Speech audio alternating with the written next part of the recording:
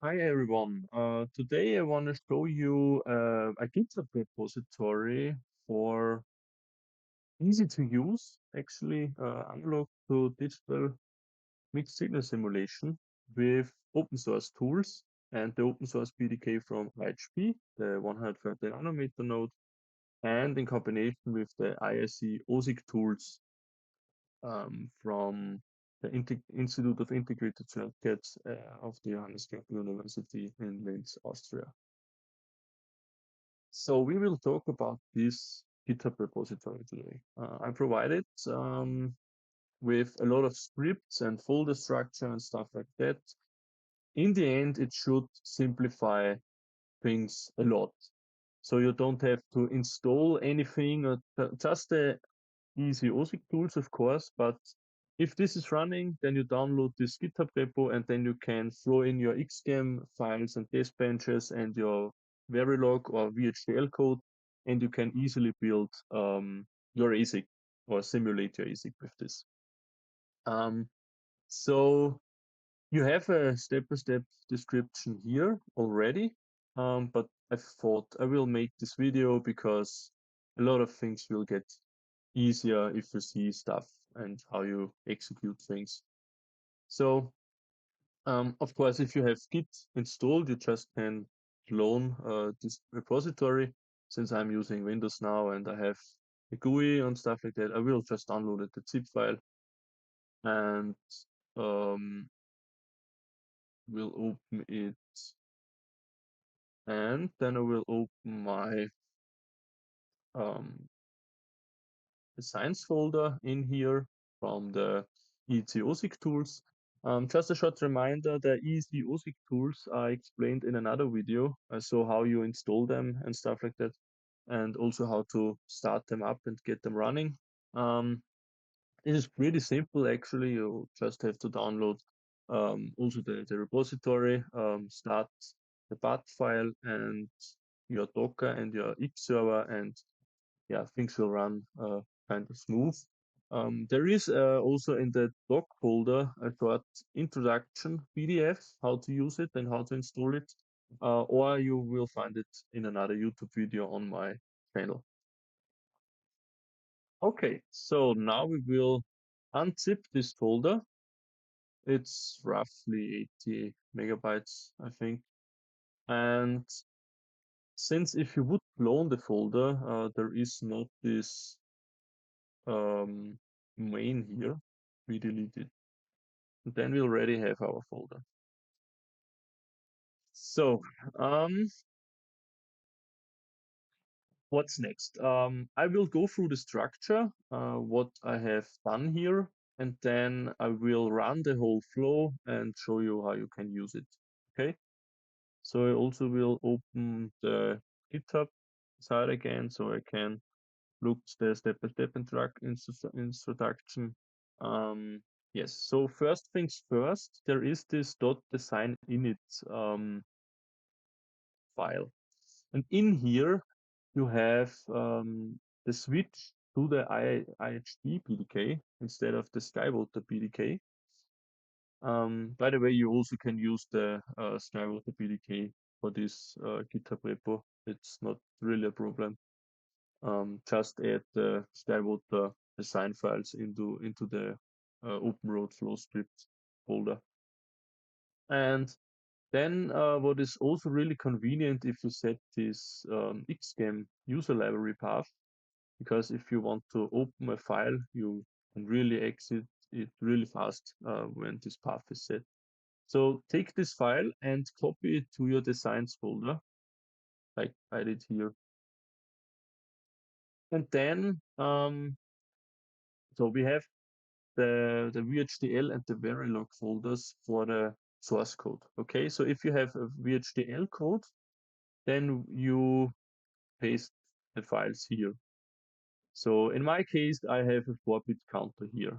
So the 4-bit counter is just, yeah, it's actually a 4-bit counter with a neighbor. So it's just an easy example to show you how this flow works and how the paths and stuff like that and the scripts are set. And so it is just an example, okay? So we have a counter file. Then we have a board file where this counter is embedded. And we have, of course, a constants package, but yeah, this is just the constants. It's the counter max and the bit width and the clock frequency, in this case, 8 megahertz. And then we have a simulation folder with a test bench in here, which is just, yeah, reset and test enable, and then it's counting and overflowing and counting and overflowing and counting. Okay, so you will see we will generate this GTK wave file, and for that we have a simulate VHDL shell. So this uses VHDL and it checks the syntax, it analyzes the files, elaborates the test bench, and then runs the test bench. And then it will view the simulation with GTK wave, okay? And then in the end, it cleans everything up again. So it's not really magic, I guess. And then I think I will not go into this in more detail in this video, but I have also a wave.2 and the sim.2 file. If someone wants to simulate their files with ModelSim, for example, because I sometimes want to simulate things with ModelSim, but in this video we're just speaking about open source tools, so not about ModelSim. Then these VHDL files will be converted to a Verilog file because Yosys and Co are only compatible with Verilog code. So if you have a VHDL code, you have to somehow convert this. But luckily with GHDL and Yosys, you actually can convert VHDL code to Verilog code really fast and pretty easy. For that, we have our VHDL to Verilog file. So yeah, it's pretty short. It's just adding the VHDL files with the top entity, and then you generate the Verilog output here. Of course, you have set path here and also the name in this file. But other than that, you are really good to go, I guess. And then after executing this, we will get this counterpart Verilog file. So it's looking kind of strange because it's generated out of the VHDL file. And then with this, you can go into the OpenRoadFlow script and further on. But of course, if you have already a Verilog file, then you can also use this. I mean, I have written the same counter in Verilog again. Yes, so I'm more the VHDL guy, so probably this Verilog code is not that good, but yeah, please don't punish me. Okay, and then we go into the OpenRoadFlow script, where we have the environment script. In here, we want to set the OpenRoad path, the Yosys path, the Kaliot path, and stuff like that. Because we don't actually install this again, we already have these tools to do the Docker image from the Institute of Integrated Circuits. So we just need to set those paths. And also an important side note, right now you have to set the Docker image to the Docker tag to next. But I think in some weeks we have a new image, and then you have to use this command, openroad latest, and just delete this here. And then you don't really have to change the Docker tag. And then everything is up and running again.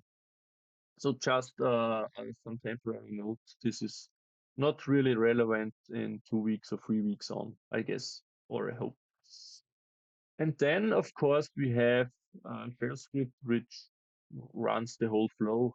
So we source the environment file, we go to the flow directory, we remove existing files, and we make the file. It is very important to set the correct design in the makefile. I will show you in just a few seconds.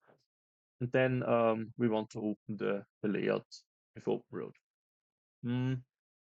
So for the flow, the most important thing here is the designs folder and platforms for the, because here in the platforms folder we have all the tools set up for the IHP process. If you want the SkyWater technology, then you have to go to the GitHub repo from the OpenRoad flow scripts and just import the SkyWater 130 files here. And then we have the designs folder. So here we have, for example, the whole configuration for our counter. So we have, you have to change this here and the path, of course, to the Verilog file. And then probably, yeah, those flags, the density or the die area, the core area, or you delete this and you just work with the core utilization. Since this design is really trivial and kind of small, I have to go with these flags. But for bigger designs, you can delete this and work with the core utilization, for example.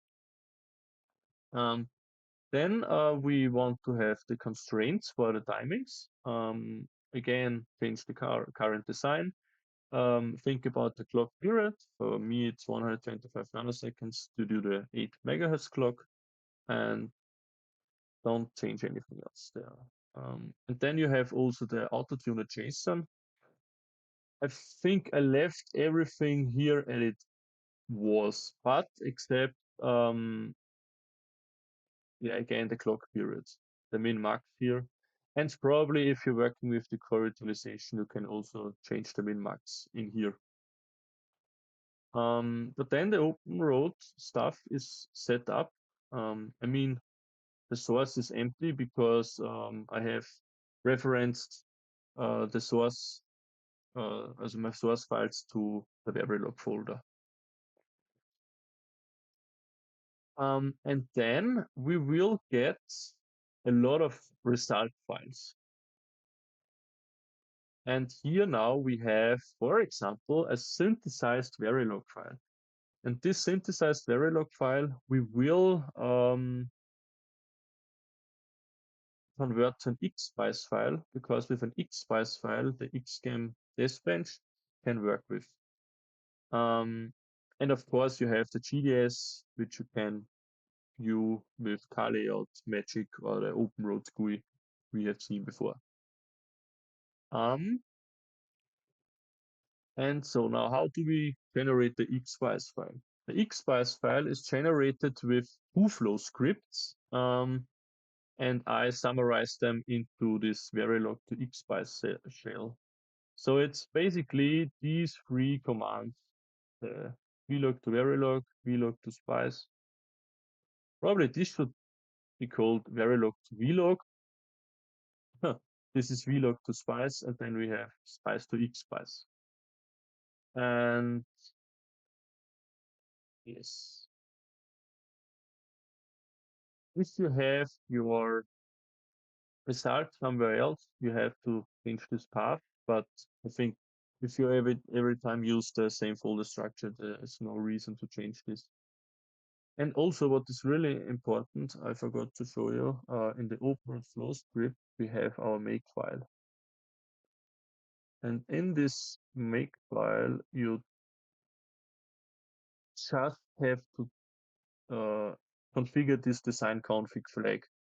So where is your config.mk? Everything else you can leave like it is. But this is really important. You have to set the correct design config file. Okay, and then the Xspice Verilog to Xspice shell can be executed, and then you will have yeah, for each step a file, and then the final file is the .xspice file. And Then there is the Xschem folder with the symbol of your digital core, for example, and then a test bench. And now I will run everything and I will show you how these things work. So first off, we will navigate to our template folder. So we have every script in here. And if you're starting with a new project, for example, we want to clean everything first. So just to show you the clean script, it's navigating to the Verilog folder, to the OpenRoad folder, and to the XSpice folder, and delete the files in here, or make new for the OpenRoad design before. Then we can again go in here. So now you see in the flow folder there are only the needed folders. So the results and objects folder are now gone. And also for the Verilog stuff, the build folder is gone, for example. And also the XSpice folder, the build folder is also gone. So now we have the naked folder, and here you can start now. You can add the VHDL files here, just delete them and add your own, and also your Xschem files, delete them and add your own. Yes, then of course you have to change the path in the VHDL to Verilog shell. And if you don't have VHDL code and just directly use your Verilog code, then please out comment this point here, because you then never convert VHDL to Verilog anyway. Yeah. So you can skip this point entirely.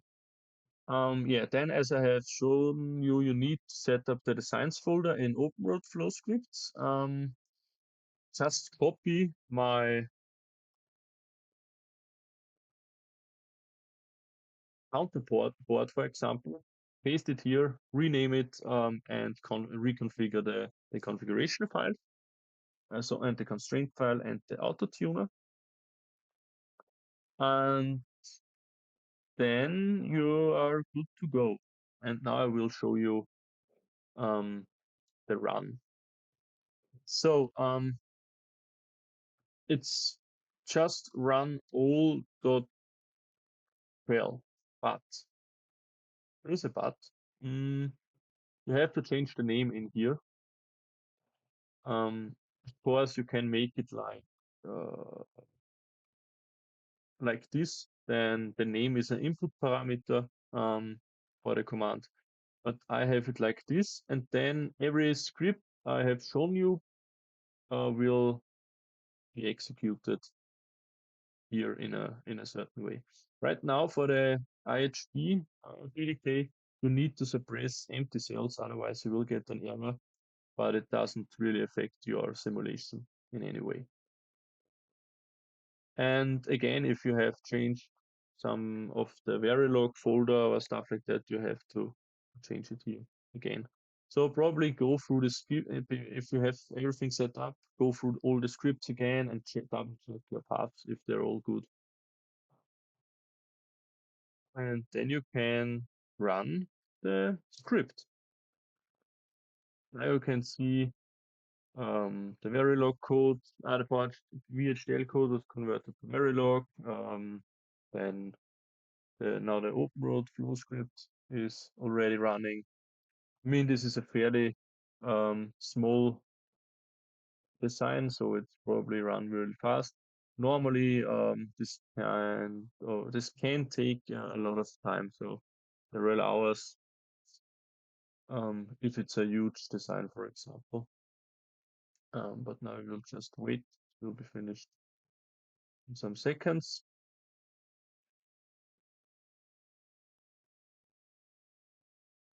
Okay, so now everything is done here.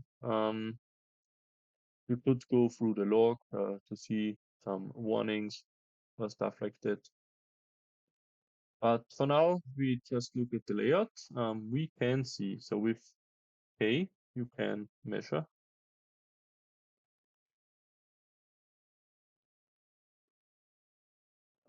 Come on. So we have 92 microns in one direction, and yeah, around 90 in the other direction. And you now can see input, enable input, clock input, and the first 2 bits as output, and also the reset input and the counter output of bit 2 and 3. 3 and 4 actually. So we have here a low active reset. So if the button is pressed, then the signal is ground, and we have therefore inverted at the input, because we are always in the if. We ask if is reset 1. So we also during simulation be really aware of this. Otherwise you will have the wrong reset, and then you simulate for some hours, and then it's just nothing. Just a short reminder. And if we exit the GUI, the script runs through, and now we have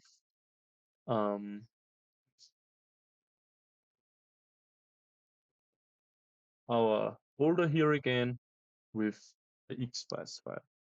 And now we will include this in Xschem. So open up Xschem. And now you can see we have this path here because we set it in the .design init file. And here we have our symbol, and here we have the test bench. So we open up both. The symbol can be drawn really easy. With L, you can draw your symbol, or with a polygon, you can make different simple forms. And then with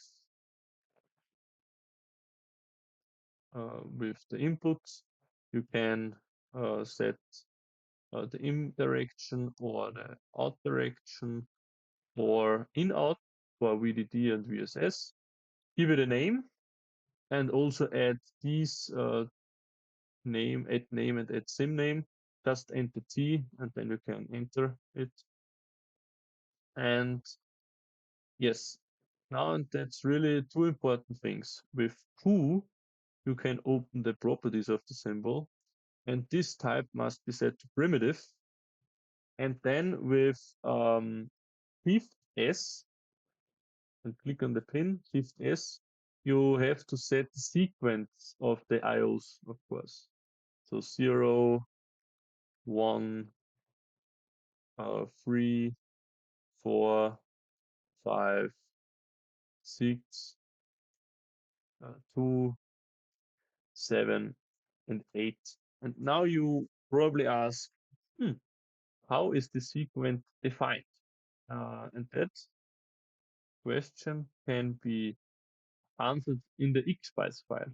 So if you open the Xspice file, you will see this line. And here you have to count like this: 0, 1, 2, 3, 4, 5, 6, 7, 8. So according to this pin order, you also have to enter it in Xschem. And what is also really important, sometimes this pin order is not really saved or mixed up. Open the symbol in any text editor and double check it here again if it's correct. So 0, 1, 2, 3, 4, 5, 6, 7, and 8. So this is really, really important. Otherwise it won't work, of course. Okay, so if this is done, we can close it. And then we have to set up a test bench in Xschem. So what's up first? So first you have to include the model. You can find it here under devices and code shown. And then you want to have the corner DT MOSFET and also the corner for the resistor, for example. Then you want to add the voltage supplies, VDD, then the clock, then reset and the enable pin. And then you also can add the simulation pane. You can do this with other simulation graph. You can do this with 8 waveform graph. And then if you want to have digital signals, you have to tick this digital box here.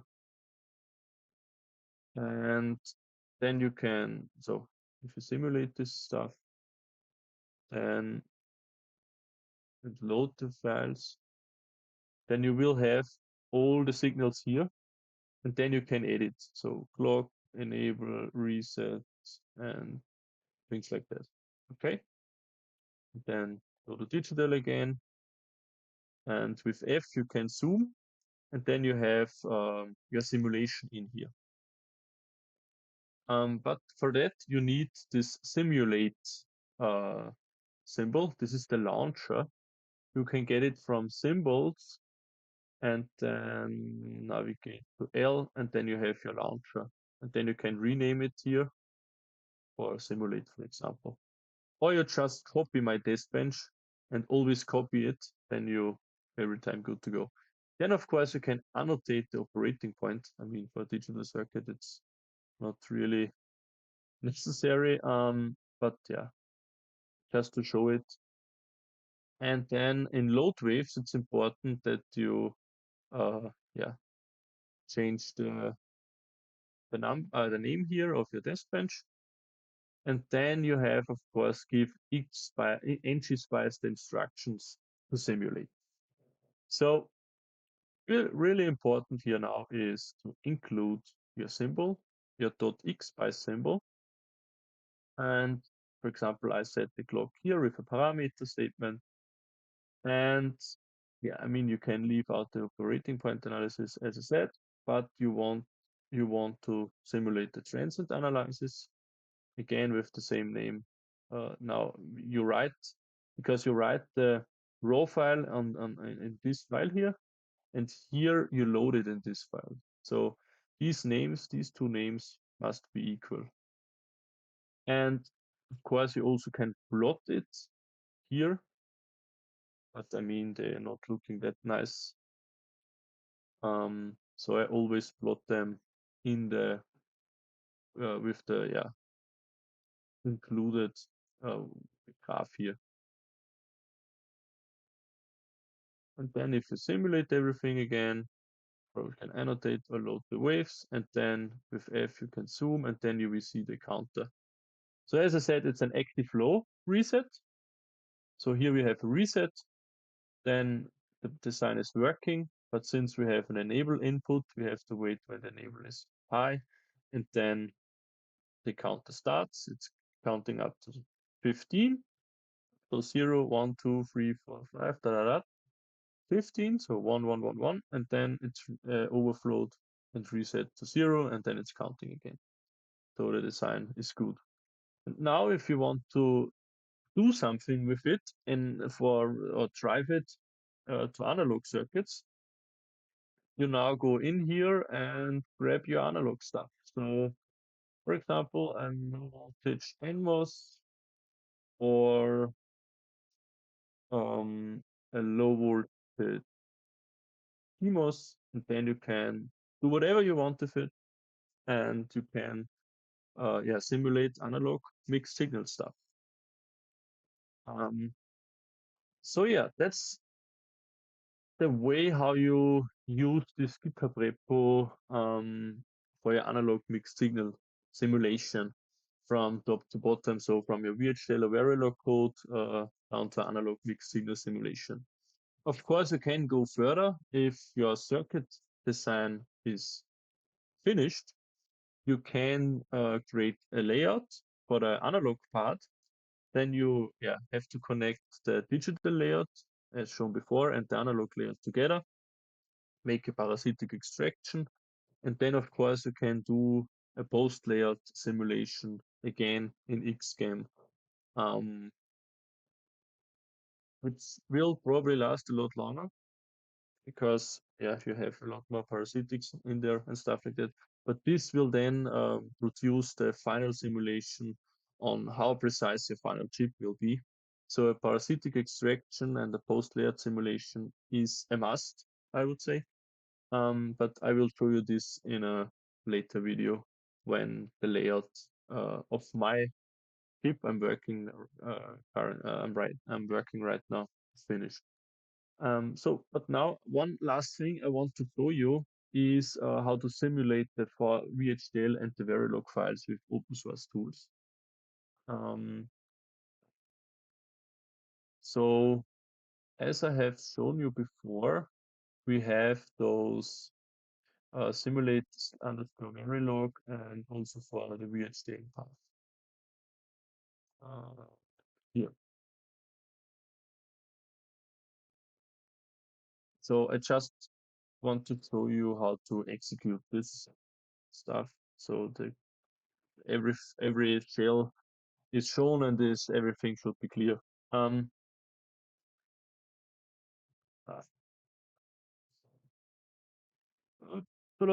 yes, so now VHDL and we want to go to the sim. And here now we said simulate, and since it has an input parameter, we put the counter. Now everything is verified and stuff like that. And since I already have saved .gtkw, the simulation is here and everything is perfectly up and running.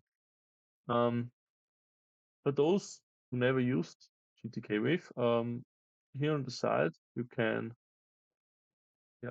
add the signals, or you can add comments, inputs and stuff like that. If you want to have it in a different data format, you can change to hexadecimal, for example, or binary, and you also can change the color format if this is important to you.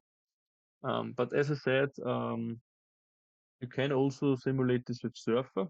This is a newer waveform simulation now, and yeah, but I show it now in GTK. And if you want to save it, just press Control S and save the GTK wave. And then every simulation, this exact same order is open.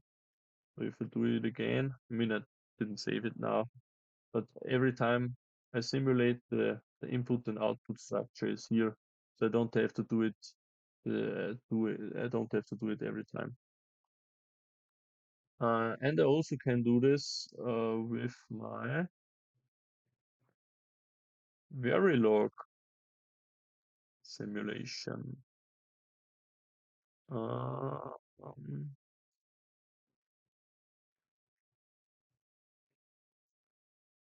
And yeah, it's the same because in the Verilog folder, I have also already created or saved a GTK wave.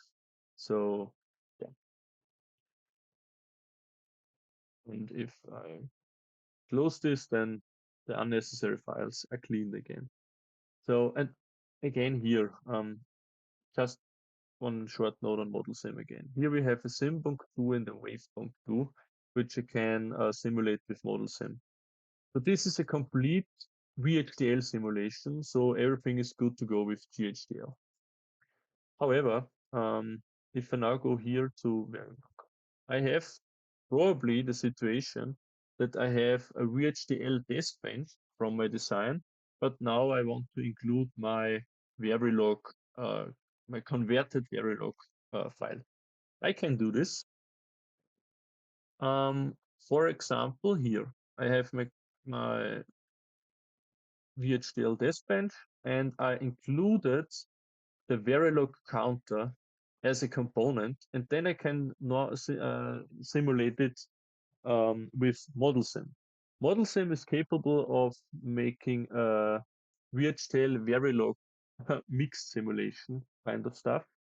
So this is really straightforward if you don't want to have or don't want to write a new Verilog test bench again. But of course, and this simulation is then done with this Simbong2, the VHDL test bench. And if you have a Verilog test bench like this, then this can be again simulated with model sim, of course, because it's just and only Verilog simulation part. So then you would need to use this, and then you have two waveforms for each model sim simulation, but you can ignore these 4 files, for example. But if you have only Verilog simulation, so also Verilog test bench, then you can use the GTK wave again, and with Verilator and eVerilog, you can then simulate only Verilog file. So yeah, Verilog board file and your Verilog test bench. And it doesn't matter if this board file is directly from you or converted as a VHDL to Verilog file.